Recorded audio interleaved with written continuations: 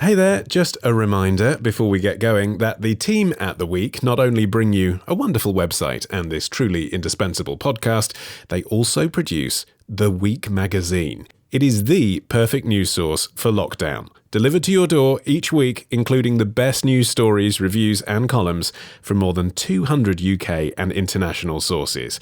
And you can claim 6 free issues and a free Moleskine notebook just for being a Week Unwrapped listener. Go to theweek.co.uk/offer and enter the promo code POD25 to get yours. That's theweek.co.uk/offer and the promo code POD25. And now, on with the show. It's the week ending Saturday the 23rd of May, and this is the Week Unwrapped. In the past 7 days, we've seen UK teaching unions taking on the government over the reopening of schools, coronavirus cases reaching 5 million worldwide, and Joe Rogan's podcast, licensed exclusively to Spotify, reportedly for $100 million. But we're here to bring you some stories that passed under the radar this week. Big news not making headlines right now, but with repercussions for all our lives. I'm Olly Mann. Let's unwrap the week. And joining me today from the Week's digital team is Kari, Wilkin and bossman Holden Frith, and I am delighted to welcome back publishing royalty, the Week's editorial chairperson and co-founder Jeremy O'Grady. Hi, Jeremy. Hello, nice to hear you. Yeah. I understand you've been doing a lot of walking and working during lockdown. Yes, I want to keep a bit quiet about the walking since it's not entirely approved by every member of my household, let alone the general public. But yes, I do a lot of. I've learnt a lot more about London than I ever thought possible to know. Okay, well, Jeremy, you are up first this week. What do you think this week will be remembered for? Time to switch on for a new way of teaching. I was sitting in my professor's office hours trying to work on a math problem. A different professor came out and shouted, "That's it, it's over, going home, classes are remote." I think I spent about 10 more minutes trying to solve the problem I was working on before the gravity of the situation started to sink in, and I realized, what am I doing? A clip from CNBC News. Jeremy, what's the story? The story is basically this. It's centred on Cambridge, which has said that it is not going to hold any face-to-face lectures for the coming academic year and that they're all going to go online. And this has caused considerable consternation amongst the many students, 20% of whom, not just at Cambridge, but at all the other places where universities are following Cambridge's lead. Many are wondering whether they're going to, new students, undergraduates coming up to university, wondering whether they're actually going to want to defer going to university because they're not sure they want to be sitting there looking at a screen rather than enjoying campus life, which is what they want to do. And as we heard from the clip there, obviously that was in North America. This is an international issue, isn't it, for learning institutions everywhere, some of which, in America, are charging $200,000 a year. You can understand why students might think, I'm going to take a gap year now. Yes, you can. But then, on the other hand, long before anyone ever heard the word coronavirus or learnt the term social distancing, the move to change to what they call MOOCs, mass online, open online courses, had been going on apace in America particularly, where there are a number of rather wonderful institutions dedicated to providing teaching online. And I think a lot of claims have been made that our world is going to be completely different after this pandemic, of which I am largely sceptical. I don't think that air travel, for example, is going to be that much different in 6 months' time than it has been before the virus broke out. But where I think we may see a radical change is in university teaching and in what it means to go to university. There are all sorts of drawbacks, as we're finding even in our pleasant chat now, to doing things online, not least the fact that the internet gives out in my blasted house every so often.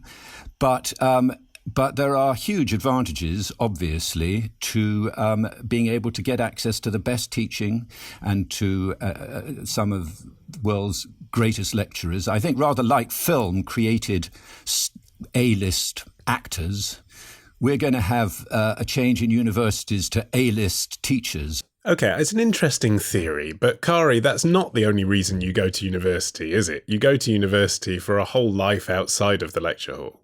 No, I mean, I have mixed feelings about this shift. And as Jeremy said, this shift was happening. The shift towards blended teaching, as it's called, was happening before the coronavirus.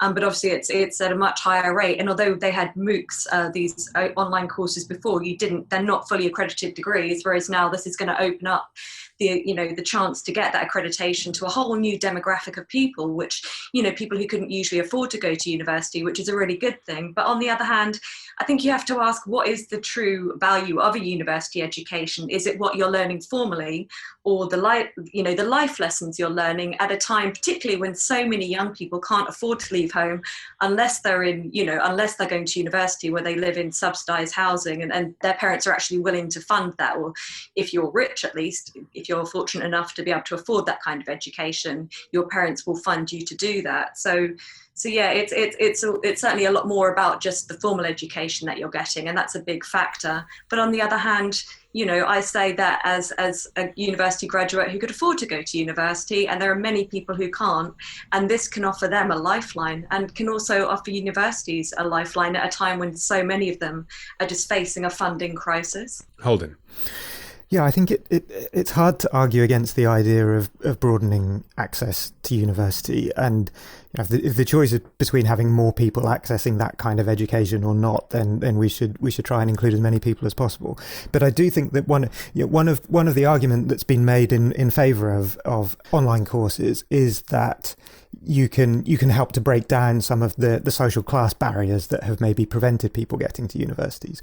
My worry is that the way universities have helped break down barriers for the people who get there is partly putting them all in the same room, the same physical space. And if everything's being done online and remotely, it's probably going to be the people who come from better connected backgrounds and who have those informal networks already that will be able to rely on them more.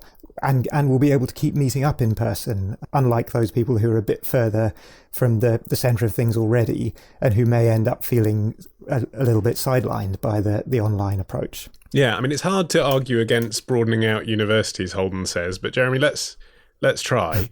I mean, to take Cambridge, which was the example you brought us at the beginning, the whole kind of USP of an Oxbridge education is the tutorial system, it's the clubs and societies, it is the small cohorts of people being groomed to be the elite that then seamlessly brings these people into the establishment because they've had 3 years of being hothoused in that environment. You can't reproduce that online. You might say there are problems with it in terms of access, but it does create very employable individuals, doesn't it? It does. Whether you think that is the best way to create your elite or not is open to question. But I think, picking up on what Kari said, the buzzword at the moment is blended education, by which universities mean spending some time on campus and a lot of time off it. So that instead of spending a whole semester there, you would spend maybe a third of the semester there, and you would still enjoy some of that essential pleasure of meeting people and having sex with lots of new people who you haven't met before, and all the other things that university is really there for a particular demographic of 18 to 24-year-olds from affluent families.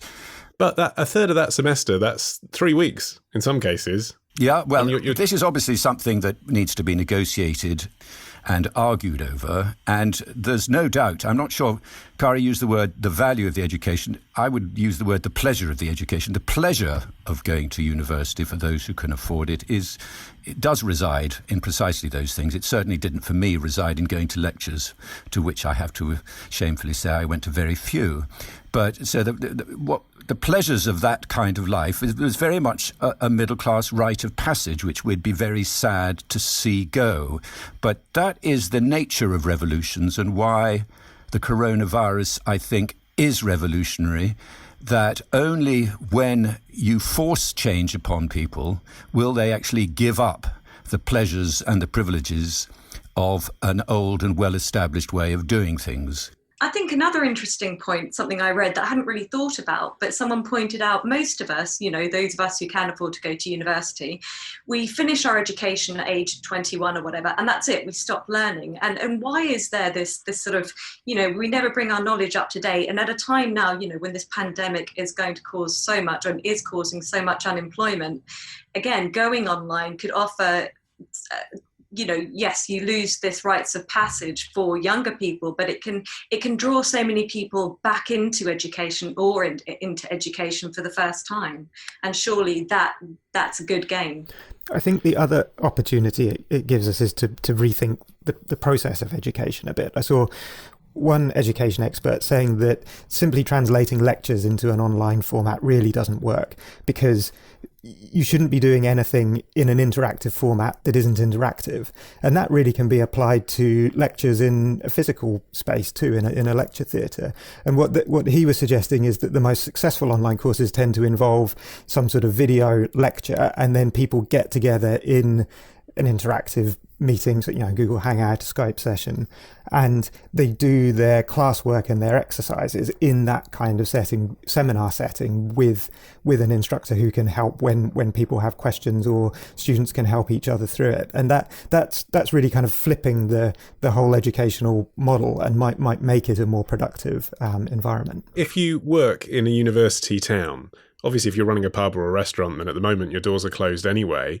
But you think about those towns around some of the UK regions, Lincoln, Leamington Spa, Dunstable, places like that, which really do need those students there. Otherwise, they're kind of dead towns.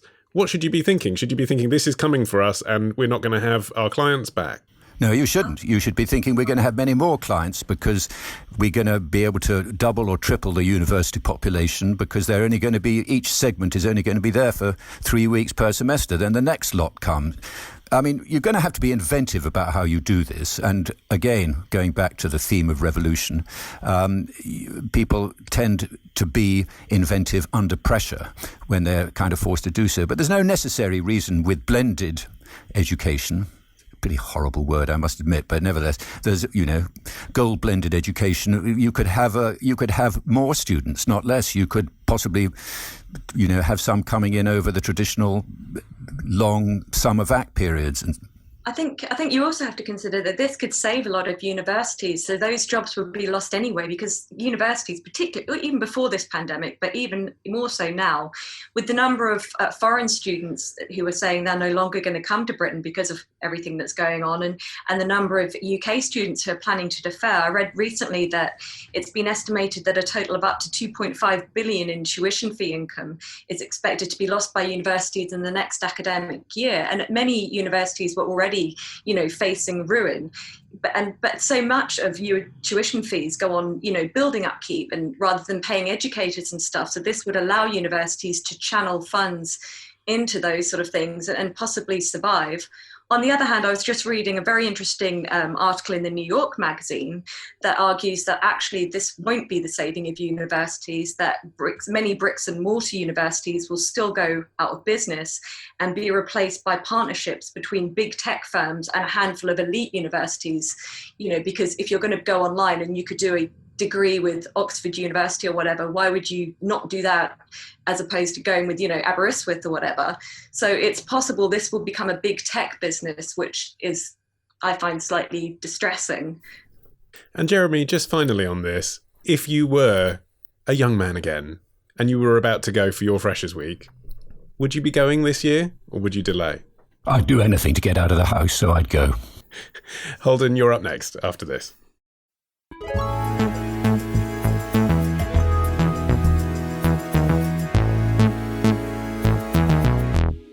Okay, Holden, your turn. What do you think this week will be remembered for? Why China is braced for diplomatic self-isolation. Now, in 2020 now, Beijing is all the more belligerent. They certainly do not appreciate a small neighbor standing up to China and basically challenging that hierarchy that Beijing and the Chinese Communist Party are insisting upon. So we can expect more efforts by China, again, to coerce and intimidate Taiwan. But the Taiwanese people, time and time again, have demonstrated that they will stand up to foreign aggression. J. Michael Cole, Senior Fellow with the Macdonald-Laurier Institute, speaking to Al Jazeera from Taiwan. Holden, what's he on about? He's talking about Taiwan swearing in of President Tsai Ing-wen for a second term, which happened on Wednesday this week. And after the ceremony, she gave a very bullish speech warning Beijing not to interfere in Taiwanese politics and saying she wouldn't accept a Hong Kong-style one country, two systems approach on her island.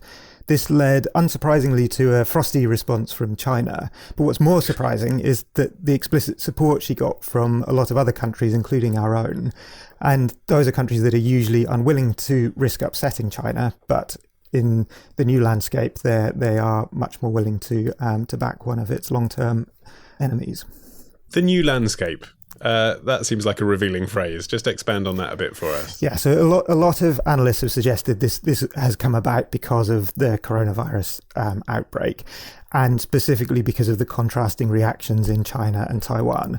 So China is under a lot of diplomatic pressure, particularly from the US, but also from other parts of the world, which suggests it hasn't been entirely open and straight with what it knew about the outbreak and when.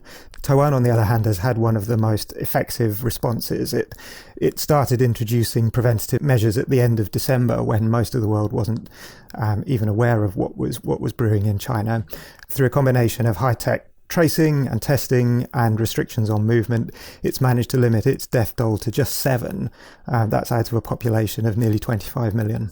And Kari, how much do you think of Taiwan's comparative success with the coronavirus is something that Tsai Ing-wen can point to and say, look, it's because of my great leadership? And how much of their success is actually just because, they're an island? Taiwan have been preparing for this since the SARS outbreak of 2003. They got absolutely hammered by that, and they've been stockpiling PPE, for example, personal protective equipment, ever since. So they've been hugely successful, and as Holden's saying, it's a real slap in the face to Beijing, which has been touting its alleged success in defeating the virus, saying that it shows that an authoritarian political system is superior to liberal democracies, and Taiwan just across the strait is actually proving that that's a complete fallacy. So I think Taiwan it's been pushing for a greater voice in global health discussions, but China's blocking that at a time. People are saying they're blocking it at a time when this could really save lives. Jeremy, it's quite difficult to judge what people in China think about anything, isn't it, for the reasons that Holden alluded to?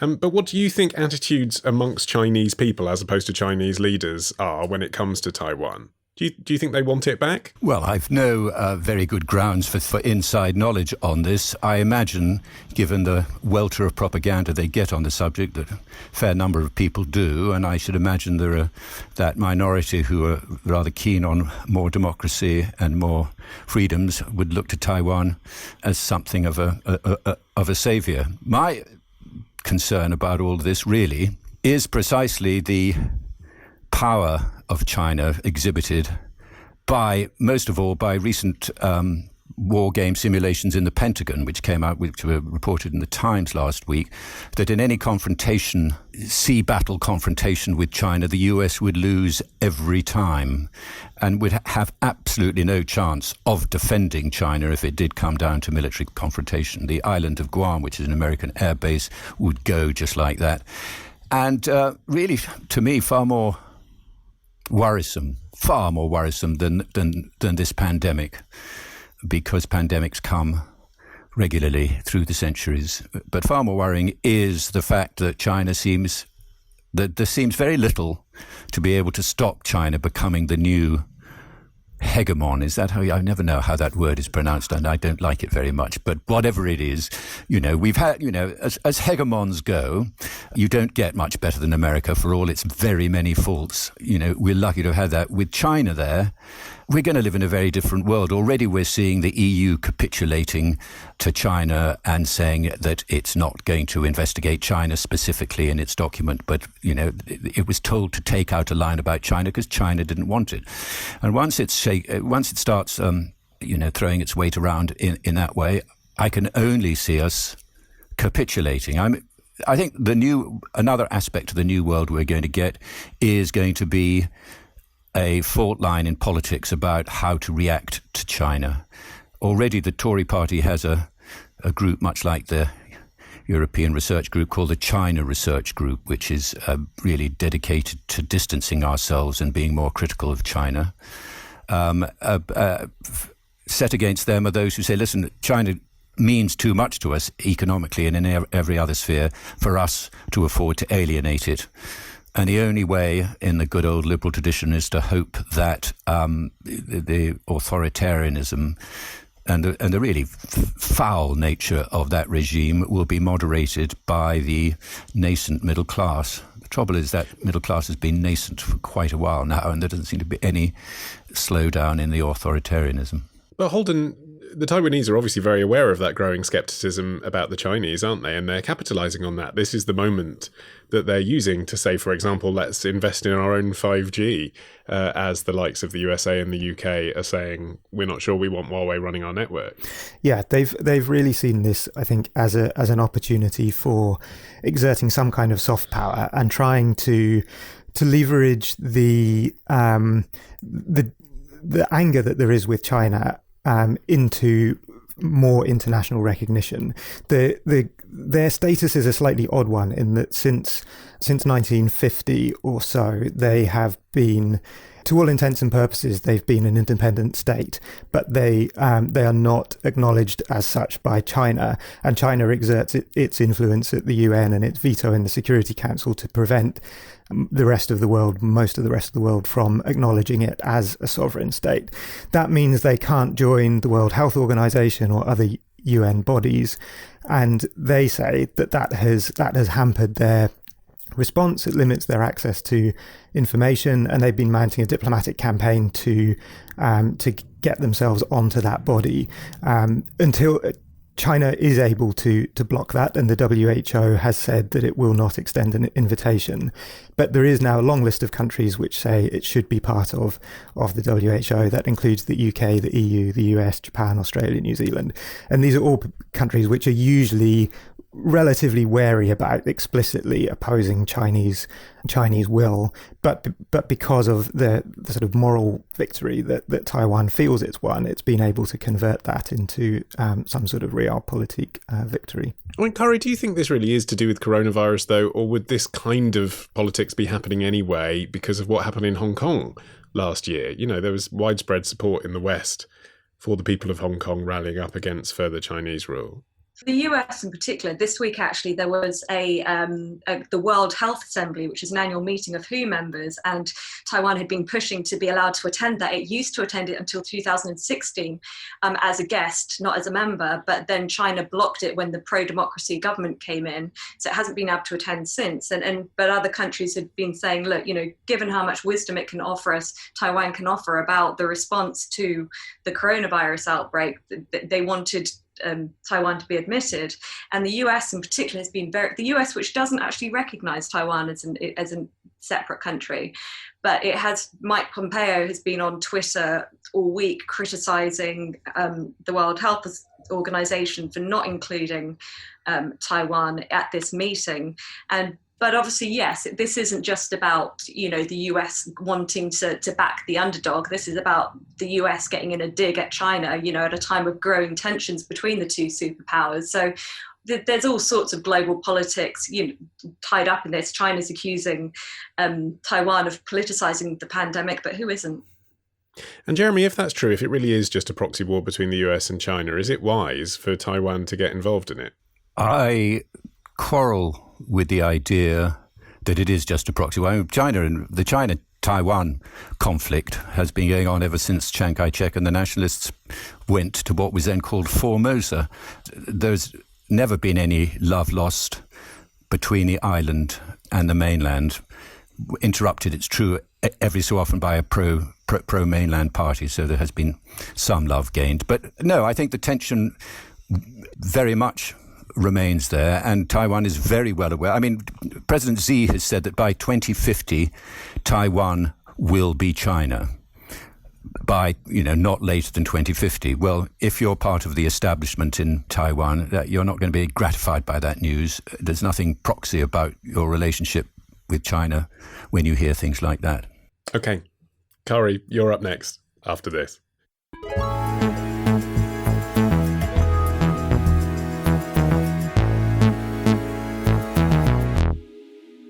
Okay, Kari, you're finishing the show. What do you think this week will be remembered for? Who's hungry for skin? In a strangely prescient experiment published in 2015, 400 people in the US were quarantined and exposed to the common cold virus. Those who'd enjoyed regular hugs before lockdown showed fewer signs of illness and recovered faster than those who hadn't. But that was the common cold, not coronavirus. A report there from BBC Newsnight. So, Kari, hugs not drugs, is it? It is indeed, yeah. As research dating back decades has found that being touched, human touch, can boost our immune systems, and that's particularly relevant given the lockdowns around the world at the moment. And I've been reading and hearing a lot about this rather revoltingly named phenomena that's been dubbed the skin hunger, or affection deprivation, which is associated with a whole range of physiological and psychological health problems. All human primates are wired for touch. The famous US neuroscientist Saul Schamberg said that touch is not only basic to our species, but the key to it, it optimizes our chances of survival. It's one of the reasons we have sex. It's why mothers want to hold and nurture their babies.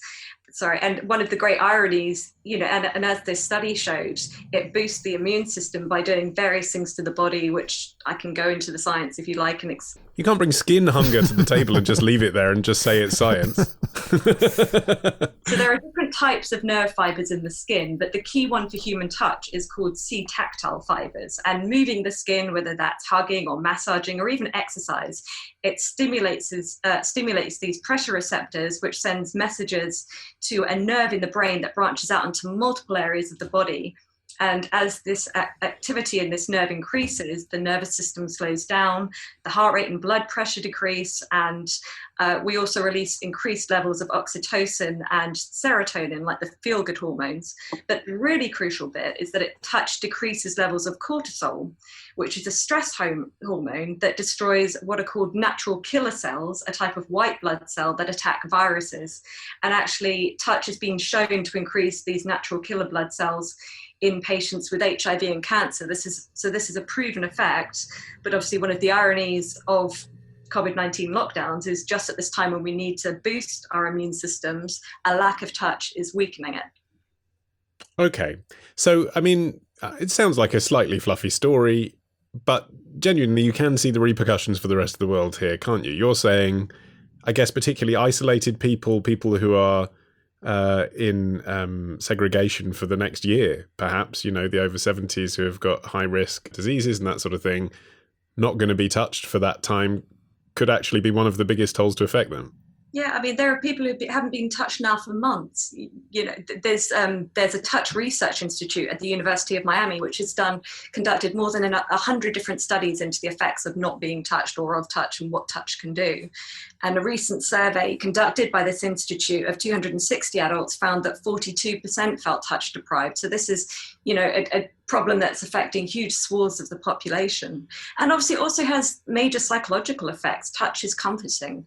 And I suppose, Jeremy, in usual circumstances, if someone was feeling that deficit of a cuddle because they didn't have a partner, because, they didn't have friends that they were cuddling, you'd say, go and get a massage. There are lots of different ways that you can experience touch, but there aren't now. No, I agree. And I think it is definitely one of the things that I miss most. Just in terms of being a sort of form of cheap information to people I don't know very well that I like them, for example. That, I'm more interested actually in the cultural aspect than the scientific aspect of this. I know everything that Kari said is rather fascinating and true, but it's that strange business of being a social animal without being able to use the main part of the social animal repertoire, which is to break the barrier of distance between you. And different cultures obviously have different rules about touching. The handshake culture and the namaste culture. And I think, as Kari said, it's thought that Japan may have had relatively little infectivity from the virus because they don't have a handshake culture. Whatever the consequences may be for the spread of a virus, they have huge emotional consequences for, I think, the Righteous Brothers obviously had it spot on with, I hunger for your touch. They understood that touch was central sexually, and poets, rather than scientists, have got that, touch touch and love and sex, right? But I think it's touch and camaraderie which I miss most, and which I think is one of the tremendous deficits of the lockdown. And Holden, in a business setting as well, I'm not going to go as far to say I hunger for your touch, but often when we're recording one of these shows, there would be a handshake at the beginning, wouldn't there? There would be a pat on the shoulder if the show went well. It's a bit odd, isn't it, to be working with colleagues and never touch anybody?